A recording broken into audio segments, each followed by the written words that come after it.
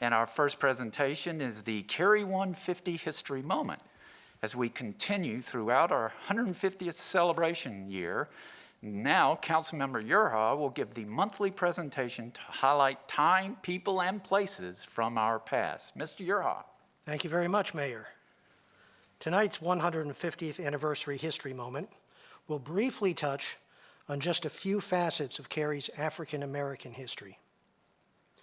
In large ways and small, Cary celebrates all year round the fundamental ways that the Black community has made this town blossom, such as our Juneteenth event, which is pictured here, the Kwanzaa celebration, and the MLK Dream Fest. We celebrate especially in February during Black History Month.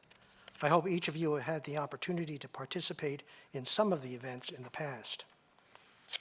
Of course, we can't ignore the fact that slavery regrettably existed here before Cary's incorporation.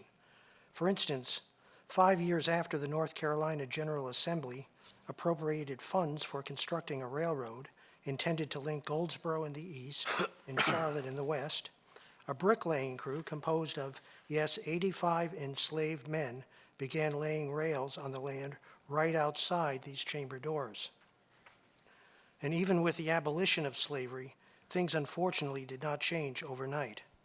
The literacy rate among African Americans here remained especially low, mainly because North Carolina's antebellum legal system prohibited enslaved people from learning to read and write. This trend began to change in Cary thanks to some residents' dedication, residents like preacher and teacher Reverend John William Meadows and longtime educator Miss Dora Stroud in the early 1900s.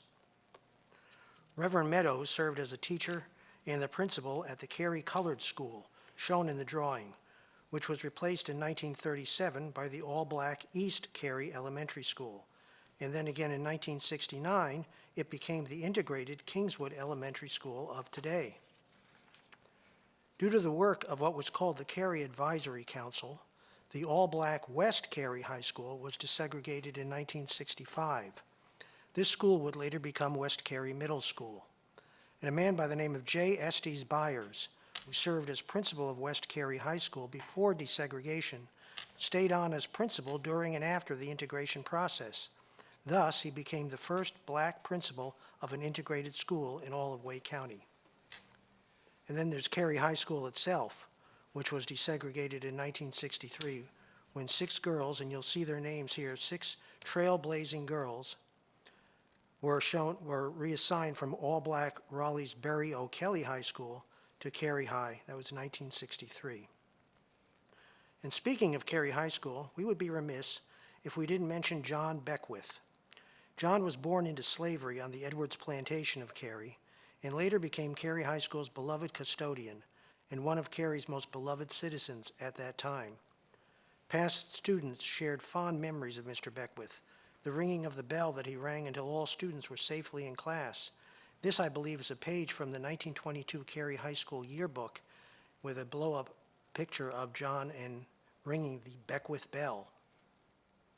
He later went on to record his slave narrative in 1936 at the age of 83. Unfortunately, little is known about his final resting place. It's only listed as the county graveyard on his death certificate, but we do know the burial place of his wife and children.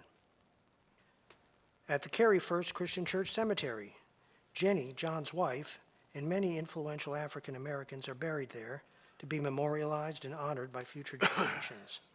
In large part to the church's efforts led by Miss Sally Jones, and now with the Friends of the Page Walker, these stories will live on through the Friends' upcoming walking tour of this Cary landmark.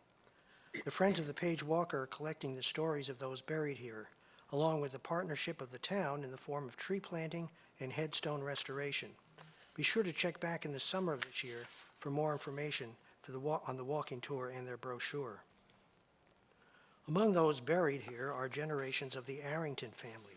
Pictured here is Arch Arrington Sr., who was a civic leader and very influential citizen of Cary until his death in 1933.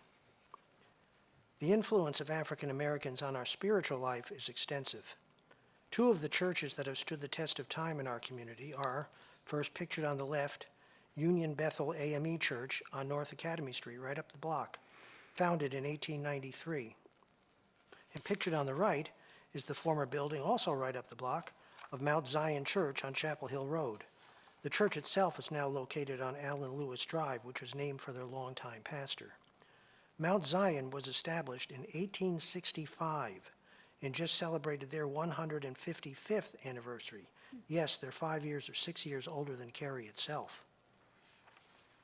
As for the Cary First Christian Church, in 1883, it had the largest church membership of any church in all of Cary, having held its first service under a brush arbor on the cemetery grounds, then moved to a small wooden frame building on Holloman Street, and now at the church's new location on Evans Road, but it still has the original church bell and the beautiful stained glass windows on display. And speaking of Evans Road, the Evans family was one of Cary's largest landowners. Clyde Evans Sr. and his family donated land for Cary First Christian Church and for the West Cary Middle School. And the Evans family, along with the Arringtons and the Meadows and others, still live in Cary, and they contribute to the success of our community. That's the map on the right is the map of Evans Road.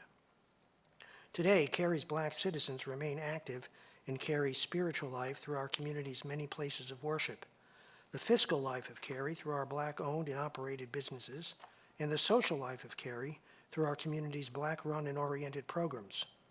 Many of the places I mentioned tonight are included in the Cary150 African American History Driving Tour, created in partnership between the Cary150 Task Force and the Friends of the Page Walker Hotel. Yes, Cary simply would not be Cary without our vibrant black community, which is why this month, like we do every day in our hearts and minds, we celebrate their contributions, their history, and culture. I would like to recognize Cary's unofficial history around and about Cary, the book Desegregating Cary by Peggy Venskoyak, Carla Michaels and Barbara Wetmore and the Friends of the Page Walker, and Matthew Champagne and the staff of the Page Walker Arts and History Center, and of course, Cary Clerk Virginia Johnson for their help with this and all History Moment presentations. To learn more about our sesquicentennial plans, including the African American Driving Tour, please check out Cary150.org. That's Cary150.org.